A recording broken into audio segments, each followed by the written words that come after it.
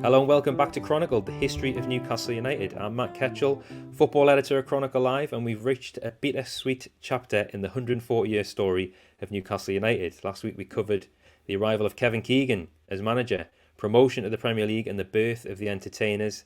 This week focuses on the two seasons between 1995 and 1997, best remembered for amazing football, stunning kits, of which I'm wearing one to record this episode, and incredible signings. And one of those incredible signings is with us today as our special guest. Paul and I are very excited to be joined by Newcastle United's legendary defender, Warren Barton. Warren, a warm welcome to this chapter of our history series. Thank you very much. Thanks for having me. Just for the occasion as well, my friend. Looking smart.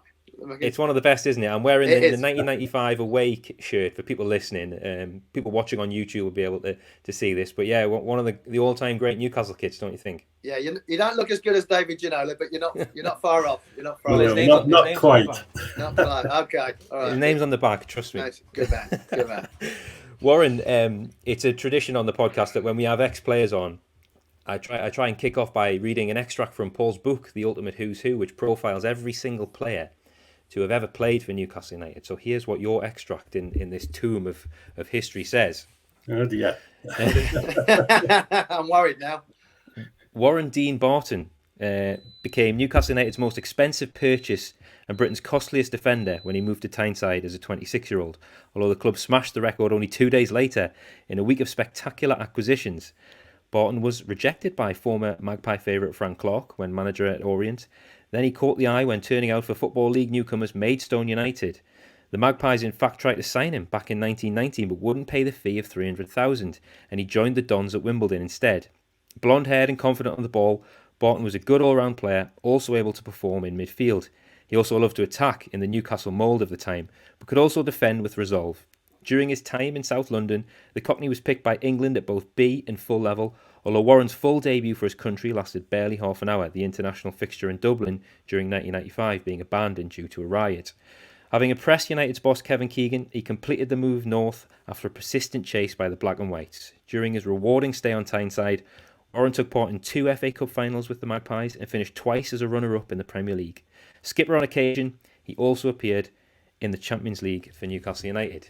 Does that all check out, Warren? I couldn't have wrote it any better. That was well done. But yeah, it was good.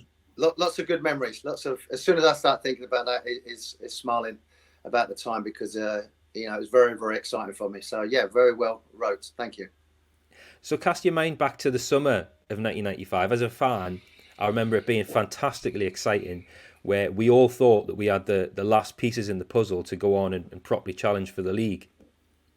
Yeah, I mean, it'd been building up probably the beginning of the year. As the article rightly said, I was getting involved with the England squad when I was at Wimbledon. There was a lot of speculation whether it was Arsenal, Everton, Man City, Sheffield Wednesday, and obviously Newcastle and Celtic. So there was a lot of build-up.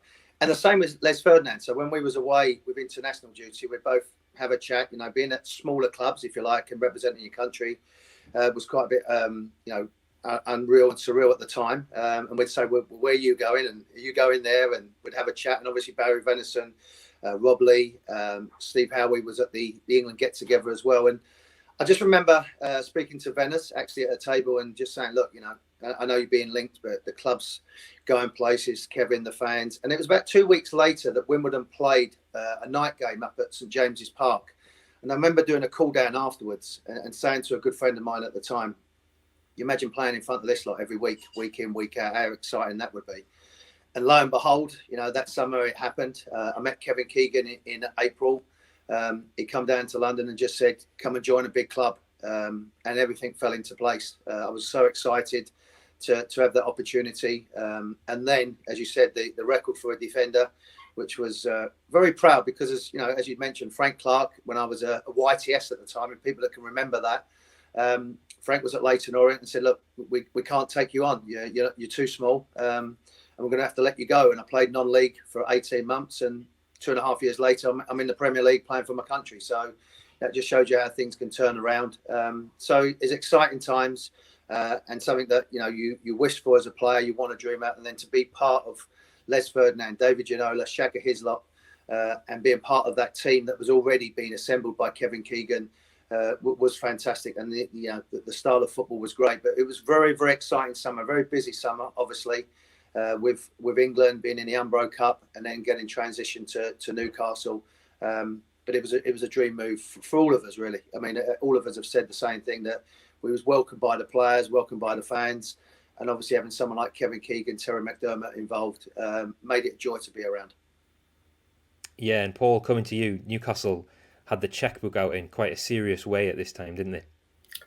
They certainly did. The summer of 1995 saw the club as big spenders again, as the Magpies made a real push to challenge Manchester United as the country's top club. To fill the Andy Cole gap in the number 9 shirt, in came England striker Les Ferdinand from QPR for a record £6 million fee. And he just became hugely popular at St James's Park. Also to arrive for equally or big fees were a certain Warren Barton, as we've said, and goalkeeper Shaka Hislop. And then the arrival of French international David Ginola caught everyone's imagination on Tyneside, and it showed that United could attract the very best players in world football. Ginola was an immediate hit in a black and white shirt. David Batty arrived later in the season, and he reinforced midfield, and so too did Colombian international Tino Asprilla, who joined the growing international setup at St James's Park. And that broke a record again at £7.5 million. So the club actually broke the record 3 times in the opening months of that season. And as a result, United had a strong and quite dazzling squad of players, really. They stormed to the top of the Premier League, winning 9 of the opening 10 matches. Everyone took notice as Keegan's entertainers made a big impact. Yeah, they certainly did. And obviously you were one of a number of new signings, Warren. Sometimes it can take a bit of time for that many new faces to bed in, but this team really hit the ground running, didn't they? Yeah, and I think a lot of that was down to Kevin looking at and identifying players that could fit in with the players that already had the style of football that he wanted. John Beresford on one side, so getting another fullback that liked to get forward with myself to go forward and obviously try to supply some crosses for people. You had Keith Gillespie, obviously a winger on one side, very direct, very pacey. On the other side, a complement of David Ginola with some of the things I'd never seen before. I remember seeing him play at Hearts, controlling the ball 50, 70 yards out the air, on his chest, turn left, right, off he went again. And he was big, he was strong, but he was electric quick as well and could whip a ball in. And then ultimately, Les Ferdinand, totally different to Andy Cole. Andy Cole was more of a goal scorer, but Les had that presence, had that pace, had that size, aerial. He was good as anything there was in the game at the time. And you put that in with Peter Beardsley, you put that in with Rob Lee, Lee Clark, Steve Howie, Darren Peacock, Philip Albert. And then you had 2 outstanding goalkeepers with Pavel Cernacek and Shaka. So it really had the nucleus. And a big part of how we felt comfortable was the players already at the club. The likes of Steve Watson, Robbie Elliott, Lee Clark. When we arrived, they'd come and say, come and have some lunch, go out for a drink here and there, very conservatively, go and have a drink with the boys, and just made us feel welcome. And that togetherness and that spirit happened quite quickly. Myself coming from a club, again, a smaller club like the Crazy Gang, we was a lot about team spirit. QPR, with what they had achieved in that time with Jerry Francis, that team spirit, that bond. Les was an open book, and his nickname was Sir Les at the end because he was such a gentleman and a nice fella. And David come into it, Shaka. So it was that team spirit and that togetherness. And the way, what was refreshing, what I heard today with a new manager, and I know we're going to touch on that, Kevin had us training the way we played. Pass, move. If someone was in a position, they moved, you took their spot. And it was very much worked in a system that complemented each of the players. The goal from Philip Albert against Manchester United, that delightful chip, he wanted his centre halves to come forward with the ball. If they did, someone would cover him, and so on and so on. So, but a lot of it was down to, it was so iconic at the time. The kits, the grandad collars, the black and white, the Newcastle brown out. The city was vibrant. The city was growing. It was getting stronger. As you rightly said, we broke the transfer 3 times in a matter of months. And Tino coming into it, Colombian, loved it straight away. David Batty, what you're getting with David. He's, a hard, wonderful player, experienced player, and Tino mixed in. And we had wonderful team spirit and togetherness. And the thing that for Kevin, and I think we'll touch on it later on, in the end of towards the season, is trying to fit all them players into a system going forward. And that's maybe where we lost a little bit of momentum. But at the beginning, it was just wonderful to be around. As I said, not only in the team, in the changing room, but outside in the city, outside in the region. Sunderland and Middlesbrough was in there as well. And, that's what we wanted. We wanted to beat them. We wanted to have that rivalry. And as I said, it was great going to them stadiums and beating them and turning them over. Yeah, happy memories. I'm beaming listening to you recall this era. And Paul, Christmas 1995, it was probably the happiest of my life. It snowed on Christmas Eve. Newcastle were dominating English football. Everything looked extremely good, didn't it? It was certainly good. That's for certain. And by December, United were 10 points ahead in the title race, and that would increase. And Manchester United were behind us. Newcastle looked set to win the trophy for the first time since 1927, all of 69 long years ago. Captain Peter Beardsley was on top form, Les Ferdinand on fire, and he scored 29 goals that season. Rob Lee was magnificent in midfield with Ginola and Gillespie at times unplayable down the flanks. It was just a magic time. Yeah, it was, and I gave you your player focus at the start of the show, Warren. There's two other names that we really do need to speak about. You've mentioned them already from this period, Les Ferdinand and David Ginola. Paul, can you give us the official rundown on those two legends of Newcastle United, please? Well, there were two top-class players, without doubt, and unfortunately, both of them only had short spells at St James's Park, and they should have really been there much longer. Les Ferdinand, a worthy owner of the number 9 shirt, without doubt. He replaced Andy Cole. All Newcastle fans knew of the England international. Alongside Alan Shearer and Andy Cole, he was one of the best strikers in the business at that time. Tall and powerful, he quickly made an impact as that 95-96 season started. In fact, at the end of the season, he lifted the PFA Player of the Season award, and that is the ultimate award for any player. Then the following year, he teamed up with Shearer when he arrived, and the pair of them were unmatched in the Premier League. However, he was controversially allowed to leave just as Alan Shearer was badly injured at the beginning of the following season. Why Newcastle let him go and wanted to break up the best partnership in the country is still a perplexing question even now. He joined David Ginola at Tottenham. His record, 84 appearances, 50 goals, a 60% strike rate at the very top level of football, and you can't get better than that. And David Ginola, well, he was my sort of favourite player at that time, to be honest. We never quite had seen anything like David Ginola at St James's Park in a black and white shirt up to then. Kevin Keegan added a splash of French magic to the side when he arrived from PSG. He was experienced in the Champions League and for France. He was stylish, flamboyant, had a match-winning ability on the wing or in midfield. Tall and elegant on the ball, he glided past opponents and could whip in a terrific cross, which Les Ferdinand thrived on, really. It was a great pity he never saw eye to eye with Kenny Dalglish, who replaced Kevin Keegan eventually, and the manager dismantled those entertainers. He went to Tottenham, and it was proved that was a huge mistake, as he was a huge success at Tottenham. He was PFA Player of the Year and Footballer of the Year in 1999, and he should have still been playing for Newcastle United. His record, 76 appearances and 7 goals, and it should have been 276 games, really. Yeah, pair of legends. You missed one point with David. He was he was a really good-looking fella.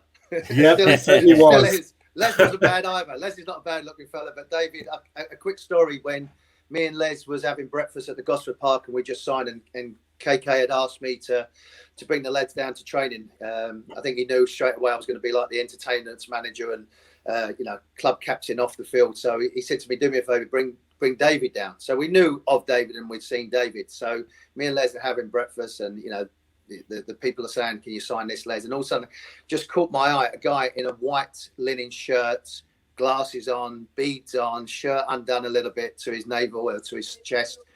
And Les was like, who's that? I went, I think that's David. So we call him David. We called him Dave. He hated it, but he wanted to be called David. But we called him Dave.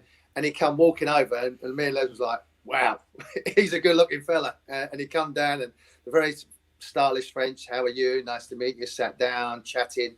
But yeah, just a wonderful, wonderful player and a really good man, and it was a shame that you're right, he didn't stay for much longer. And Les, Les was with me in Bali when he got told by the club at the time, or by Kenny, that he wasn't going to play regular all the time. And then lo and behold, Alan dislocates his ankle, and John Dale Thomason had just come to the club and found it very, very difficult with the expectation. And Les had been told only weeks before that you wasn't going to play. And Les said to me, what do I do? I said, Les, you're going to play every week.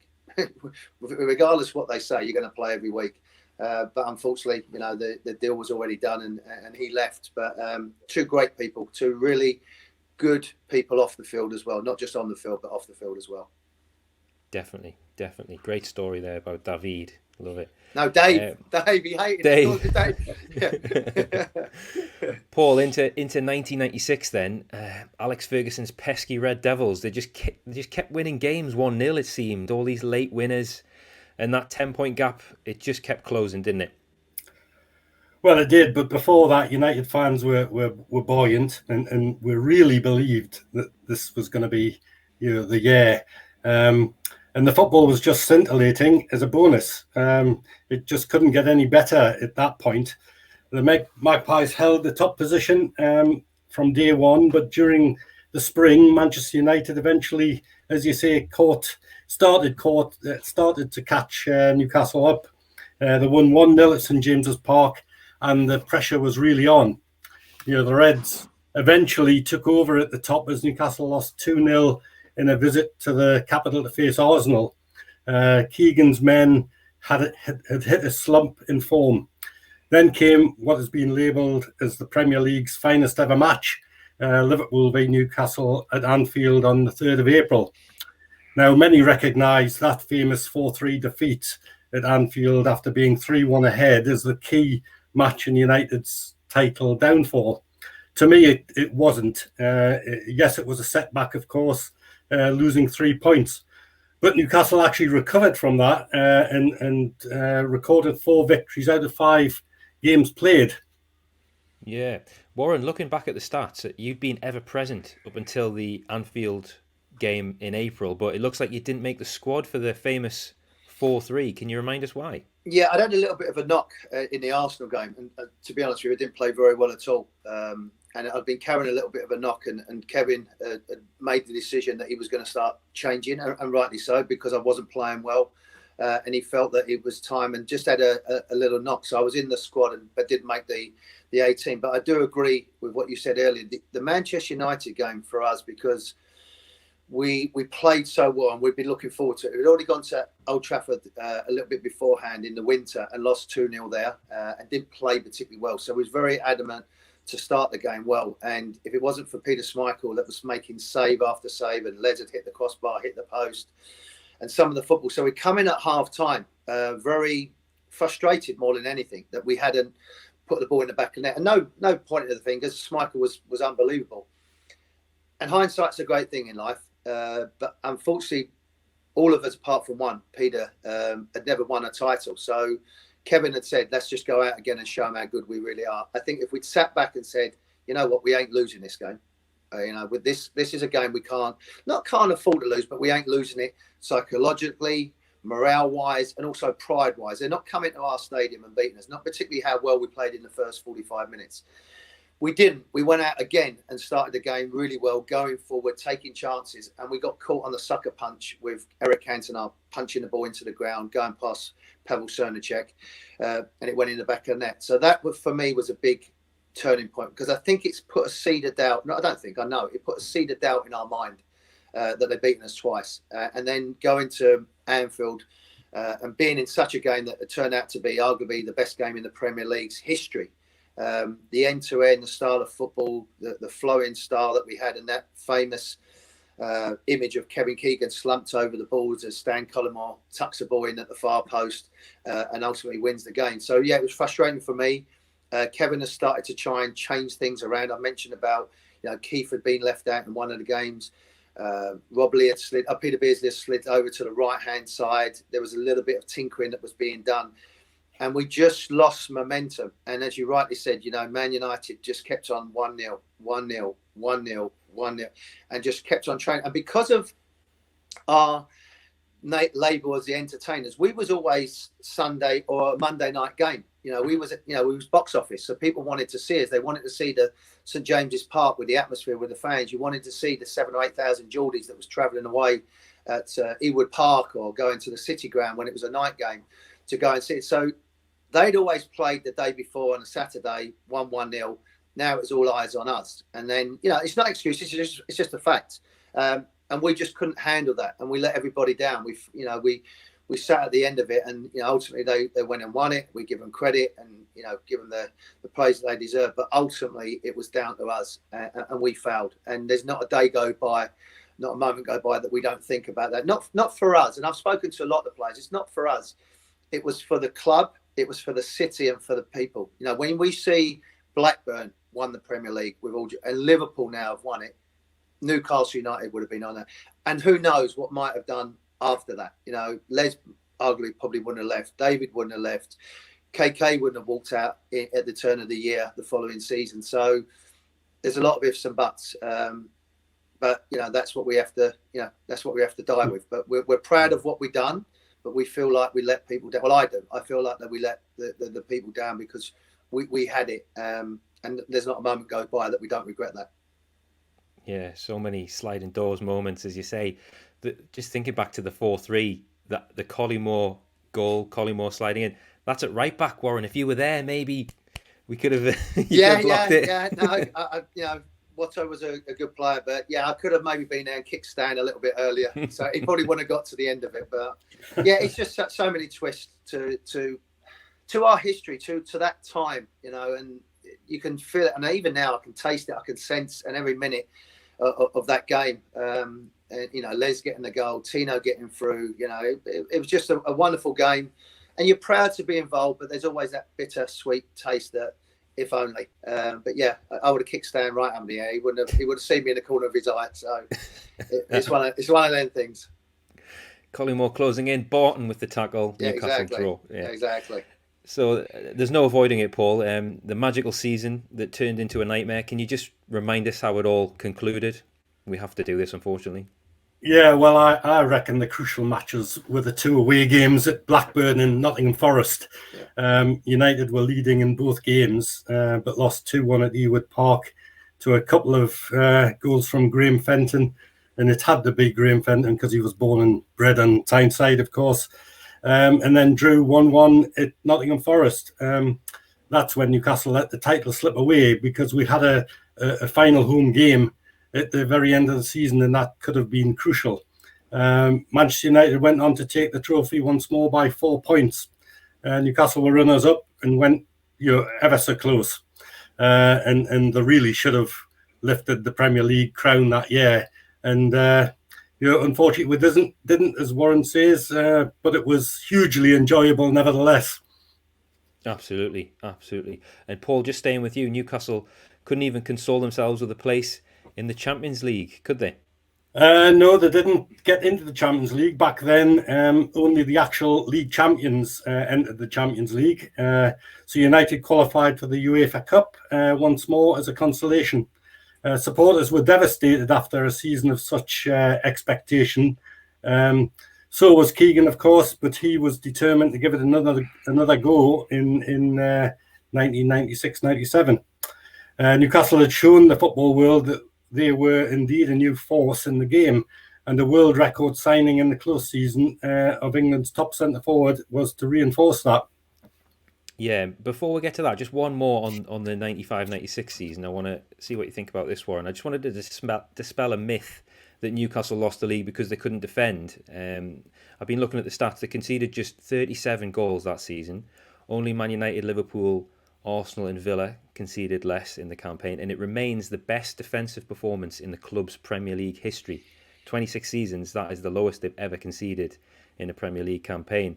And also, going forward, Newcastle, Liverpool scored 4 more goals than Newcastle that season. Man United hit 7 more. So maybe Keegan's Newcastle was more balanced than we give them credit for. Yeah, I think it was. I know Gary Neville had come out and said, well, we knew they'd score goals, but knew they couldn't defend. Well, we could defend. It was just crucial moments that we let it slip, and momentum is such a big thing, and confidence is such a big thing at the time.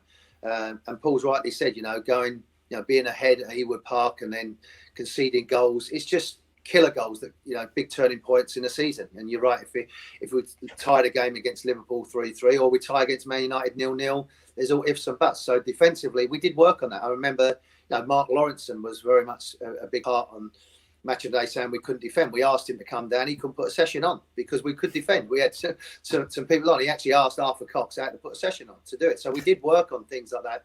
But because of our dominance and because of how, defended, we defended on the front foot, we defended in their half, we put teams under pressure. Remember the games at home against like Man City, Coventry, Wimbledon, we'd won the games in the first 20 minutes. We was 2-3-0 up. We didn't have to defend.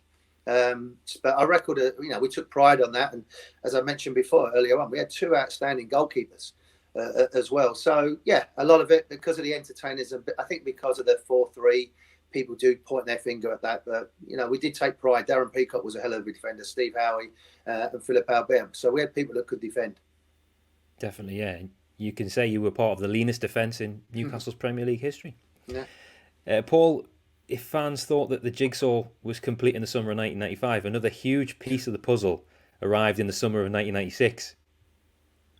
Yes, that summer, the country was captivated by Euro 96, of course, and straight after that tournament, England's talisman, Gosforth Borden, Alan Shearer, made a world record move back home to join Keegan's bandwagon for a world record 15 million and a bit pounds. It was sensational news. United beat Alex Ferguson to his signature, with Alan desperately wanting to wear that traditional number 9 shirt for his hometown club. Warren, can you remember where you were when you heard that Alan would be joining? No, there'd been a little bit of talk about that, and great credit to the ownership, Sir John Hall, for that, to have that disappointment the few months before, then to rectify that. You go and get arguably the best striker in the world and best striker in Premier League history, in my opinion, Alan Shearer, to come. Obviously, I've been around Alan and played against him when he was in the Premier League and been with him with England. He was just a machine. He worked so hard at his game. He was the first on the training field, last to leave, doing finishing. And we was getting ready for a trip to the Far East. We just finished in Thailand, and then we was going off to Japan. And I was obviously rooming, well, not obviously, but I was with Les Ferdinand, and we was rooming together. And it was all spelling about that Alan was coming. There'd obviously been talk before he left, and then it was being done. And Les said he's asked for the number 9, and I left it a second. He went, "It's no problem to me." The big, I tell you what, and you had Lee on there. You should have asked Lee this, Clark. The biggest problem is that Les took the number 10, and Clarky was so Clarky was pissed off. He was going. There was more tension about that than taking that Lee's number 10, and he ended up number 20. And he was pissed off for a couple of days, Lee. But Les was like, you know what? It's Alan. It's Alan Shearer. He knew exactly. And Les had no problem at all. There was no grudge against him. And he knew it was going to benefit the club. And he knew he was proud to wear that number 9 shirt, Les. But he understood, this is Alan Shearer coming back to Newcastle as a player, wearing that number from War Jackie and Super Mac and the players that have had it. And it don't come any better than Alan Shearer wearing a number 9 as a world record for Newcastle United. So we was away, we was excited, and then he obviously got the flight and come over. I don't think, if my memory serves me, he was actually involved in any of the games, but he joined in training, he come out with us, and then he got ready, obviously, for the start of the season. And then that's when the excitement started. The obviously 20,000 fans outside the stadium watching him be involved as a player in the press conference. So yeah, it was a really exciting time, and it made us say, you know what, we're ready to go again. We was determined after what had happened as a group. A lot of us was working out through the summer. We had short holidays together. A lot of us was back early in the northeast, getting running, going in the gym, going training together. There's 8 or 9 of us that was always together training. And then obviously Alan to come in, so we was even more determined. And it was just a wonderful spectacle to see Alan and be part of us. And for me, it's a dream as a defender. You're looking up front. How can you go wrong? You've got Ginola, Gillespie, and then you've got Big Al and Les. They turn a bad ball into a good ball. And it was just, the dream partnership. And Les had come out and said, which I think is a great line, they'd look at each other before the kickoff. And there's only so many players could do this, like Bergkamp and Henry, Andy Cole and Dwight York, maybe, to look at each other and say, we're going to terrorise these lot today. We're going to kill them. And know that you can do it. And know that you're going to do it. And they did it. And they hit the ground running. They complimented each other, and it was just a joy to be around, because Alan was fixed in, he was focused, he was, as I said, he's become a good friend of mine now, but he was a hell of a player and the best number 9 to ever play in the Premier League, and probably, I know there's been War Jackie and I wasn't around that time, but arguably the best number 9 to play with Newcastle, because he was a top class player and a top class fellow as well. Yeah, absolutely. I mean, you say hit the ground running. It took a few games to get going, didn't it, Paul? With the new lineup. Well, it did. Newcastle opened the season actually at Wembley in the Charity Shield, and they faced champions Manchester United of all clubs again. Don't bring that up, Paul. Don't bring it up, Paul. No, we was jet lagged. We was jet lagged. Yeah. By the end of the game, the Magpies had been outplayed and thrashed 4-0, unfortunately, and yes, probably jet lagged. Unfortunately for the supporters, a thunderstorm at the end of the game made everything pretty bad. That hurt after last season's title chase, but it wasn't to last very long, really. Yeah, and I also remember Newcastle losing the opening game of the season 2-0 away to Everton. Can you put your finger on the slow start? Was it seriously jet lag or a long pre-season? I think it was. We'd played a lot of games. We'd done Darren Huckabee's test. It was a farewell game for Darren Huckabee, who we'd signed. So we had to go and play a game at Lincoln there. then we can use it as excuses, but we'd been on a long trip. And we hadn't had a lot of recovery, and it took a little bit of time. The Everton game, obviously, Speedo scored as well, which is quite ironic. So he scored in that game. Everton at the time was a difficult place with Big Duncan up there. But we soon got it together. Not long after that, with Alan getting his first goal, there was a lot of hype. But yeah, it wasn't in tune as much as we would have done. But we'd not had a lot of time to really prepare on the training ground to get things together. But that's an excuse. But as I said, as players, we soon got that together pretty quickly. Yeah, things did pick up as expected, and there was a nice early opportunity for revenge against Man United at St James's Park, wasn't there, Paul? By the time the Red Devils arrived at Gallagher during October, Newcastle were in full flow. The top of the table again, really. Revenge was in the air against Manchester United. Players and supporters wanted that badly, really. And the Black and Whites turned it on, winning 5-0. 2 everlasting goals were included in the show. Ginola's curling shot into the Gallagher end, and then Philip Albert's exquisite late chip into the Leazes end. It was just a wonderful game. Yeah, Warren, the 5-0, one of the highlights of this entire era. But it also, now we know it represented really the end of the entertainers era. Looking back, we can see that. But at the time, I expect as players, you're so focused and involved that you wouldn't have believed that Keegan would be gone 10 weeks after that game.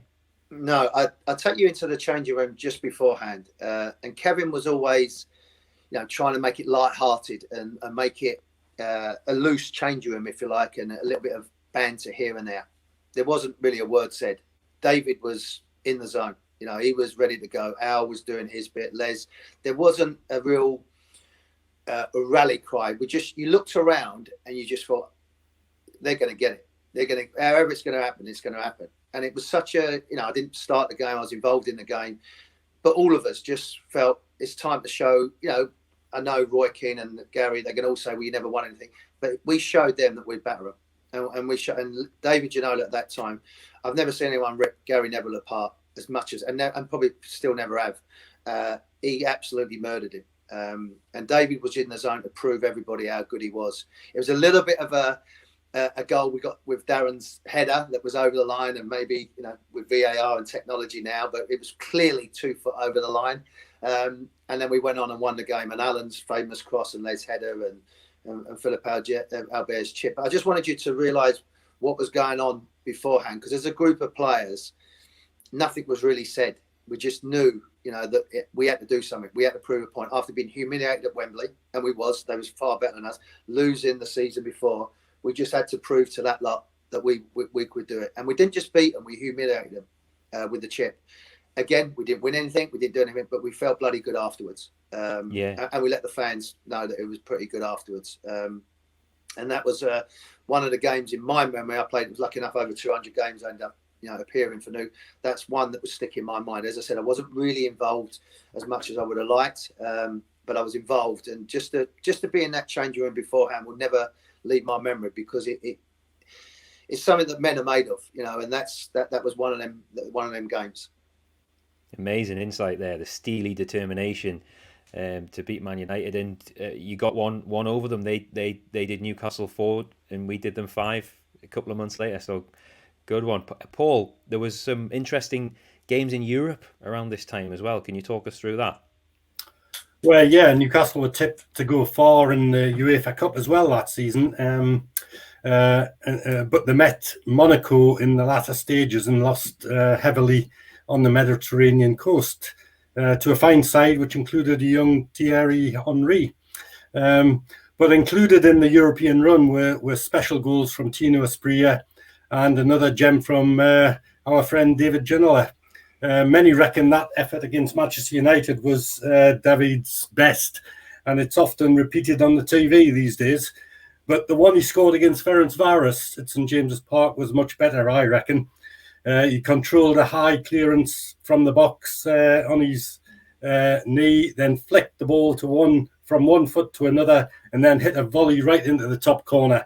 It was simply magnificent. It was out of this world, and I can still see that goal in the top corner right now.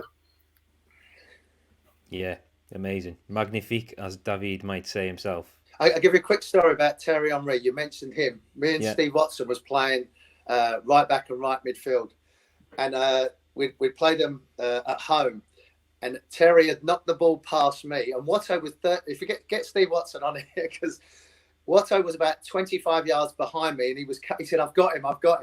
Thierry Henry knocked it past me, and he caught Watto up in about 10 strides and then crossed it. And then I went to Watto, I thought you had him. He went, I didn't realise he was that bloody quick. Well, he said another word, but he went, I've got him. And then Watto was like, oh no, I haven't. And then he ended up crossing the ball. But what a player he was. And that, you said the European experience and David's goal was sensational. And Tino, remember putting his shirt on the pole and putting it around there. There's another great memory as well when Tino got a couple of goals as well.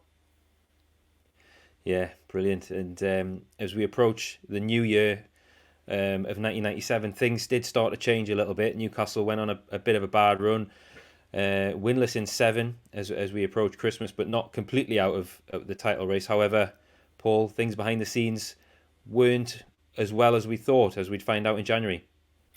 Well, they had slipped in the race, but they did make a bit of a recovery to thrash both Tottenham 7-1 and Leeds 3-0 as the year turned. But then there was a huge shock for everybody with corporate changes happening in the background. United heading for a PLC status. Kevin Keegan resigned. United were definitely still in the title race, and it was a perplexing decision. Yet the roller coaster had taken something out of Special K.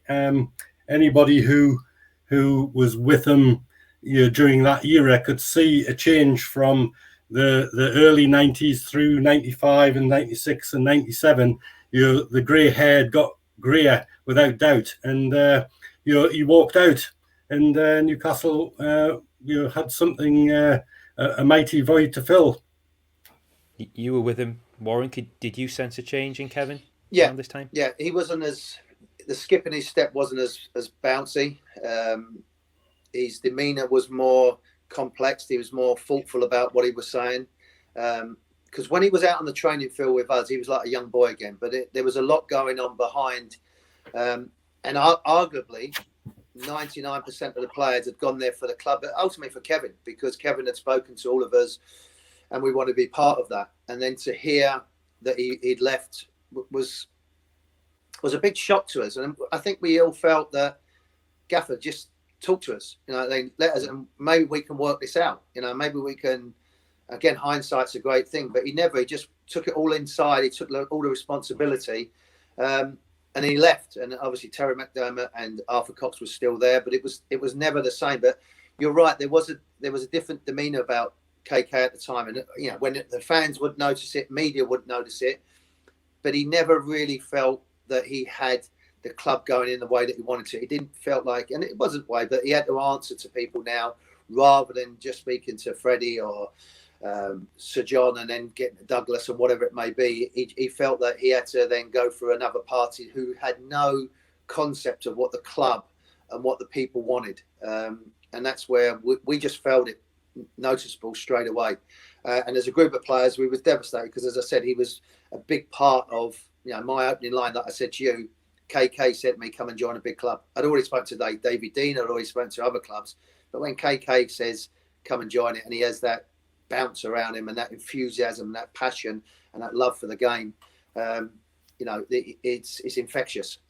So it's a big void to fill because, as I said, a lot, the players were there for him, and we felt that we'd let him down and the club down the season before not winning it. So we felt we had an obligation to do that. And to beat someone 7-1 at home and then get the news before the Aston Villa game was obviously, devastating for all of us. And then we all start having, chatting, what's going on, where we're going to go from here, what's the situation. So, it was a very turbulent time for the club. Definitely. Paul, King Kev is gone. Long live King Kenny, wasn't it? Well, it didn't take Newcastle long to get a replacement. In came another football icon, Kenny Dalglish, great Liverpool, Celtic, Scotland, and he had just lifted, not so long ago, lifted the Premier League title with Blackburn, with Alan Shearer as number 9, of course. But he, eventually imposed a different style on the Magpies. That was really for the following season, but not many around the club liked what happened. First, though, United continued the season in a similar manner, but lost both Shearer and Ferdinand for periods out injured, and they slipped up in the challenge to Manchester United again. By the end of the campaign, they did have an outside chance of winning the trophy, but really nobody thought that it was going to happen, and they ended in runners-up spot for the second time running. Now, that wasn't bad. To finish second to Manchester United 2 years in a row was still pretty good. Yeah, and at least there was a silver lining, Paul, wasn't there, to finishing second that year? There was a big bonus this time round. Newcastle were in the expanded new money-spinning Champions League. The Magpies had reached the top table, really, now, and got into Europe's big league. But as it happened, Dalglish was no Kevin Keegan. Frustratingly, all the good work over 5 years was soon ripped apart by the famous Scot. And that was perplexing again, frustrating for every Newcastle supporter. Why was the team just ripped apart? Only Kenny will know. Along the way, though, plenty still happened at St James's Park in that new season. Oh, yes, and we'll get into that in the next episode. Warren, so much happened during this chapter, 95 to 97. Is it fair to say, and listening to you chat about it, was this the happiest period of your football career? Yeah, no doubt. But also my time with Sir Bobby Robson was wonderful as well. We had the time with Kenny Dalglish, and I must say, as a player, he was magnificent. He would protect his players too much, and with the media, he felt difficult to deal with some of the questions, how he dealt with his style of football. Again, with a lot of games we went to Highbury and won 1-0. That they was obviously a tough team to play, but defensively he worked on that area again with Alan Irvine as his coach, and Terry McDermott had still stayed there. Obviously, their relationship at Liverpool. So Kenny had come in and he, got us to a cup final as well. I mean, that has to be said, against Arsenal as well. Although we didn't perform great again, but they was a phenomenal team at the time. And he got us, second in the league. But it was such if there's anyone to come in, Kenny Dalglish took that responsibility, because it was such a big shoes to fill, and also having to, which is crazy you have to say now, but like to balance the books, to get Pistone, to get John Dale Thomason, you had to sell a David Ginola and a Les Ferdinand, which doesn't seem logical to do that. But they decided to do it for whatever reason, and we have to be professional. But it was definitely some wonderful, wonderful football. But I've really enjoyed my time with Sir Bobby Robson when he come in, the turnaround, and to leave the club as I did in 02-03, back in the Champions League, back challenging again with the likes of Sir Bobby involved. Because for me, he was the ultimate manager, tactically, a gentleman. I know Kevin was great, and Kenny Dalglish, Ruud Gullit was Ruud Gullit. But Sir Bobby, for me, was ultimately a magnificent gentleman and a wonderful ambassador for the game, and particularly for Newcastle. Yeah, and we're going to cover that in coming episodes. Might have to get you back on for those, Warren. Definitely, I'd love to for that, because that was a special time. But this was my happiest time, and I loved being around the club. I loved being around the people. I remember, me and Rob Lee would drop the kids off at school at about 8 o'clock in the morning, just throw them off at the carpool, and then we'd be in the training ground early, chatting, speaking to everyone, whether it was Derek Wright, the kit man, or Tomo, and all the lads was in there. It was just a great time to be around the football club. Absolutely, yeah, amazing time to be in the stadium, around the city, wearing the kit. It was glorious, and we hope to one day get a taste of that again. But who knows? I think it was a magical period that'll never be repeated, if I'm being honest. So there we have it, a big episode in the books. We closed the chapter on Keegan's first spell as manager of Newcastle United. The club, they kissed the sky, didn't they? But the wait for that first top flight title since 1927 rolls on. It was about 13 episodes ago. Really great to have you for this one, Warren. Next week we're going to cover Newcastle's first foray into the Champions League. So listeners, keep your ears out for that one next Wednesday. In the meantime, please subscribe to Everything is Black and White podcast via whichever podcast platform you're listening to us on, and press the notification bell so you get all our podcasts as soon as they land. And please do follow Chronicle Live's Newcastle United channels on social media. We're at Chronicle NUFC on Twitter, Facebook and Instagram. And video versions are available to watch of this series on our YouTube channel. So just search for the EIBW podcast on there, and you can see the fantastic 1995 Adidas away shirt that I've adorned especially for this fantastic episode. And last one from me, stay up to date with everything black and white by subscribing to our daily Newcastle United newsletters on Chronicle Live. They're free, and I'll put a link to sign up to those in the show notes. So if you select that, click that, select Sport Newcastle United Updates, enter your email address, you'll be signed up to receive all the best NUFC content from Chronicle Live every day for free. Thanks so much for listening to Chronicled, the history of Newcastle United, with me, Matt Ketchell, Paul Joannou, and our very special guest, Warren Barton.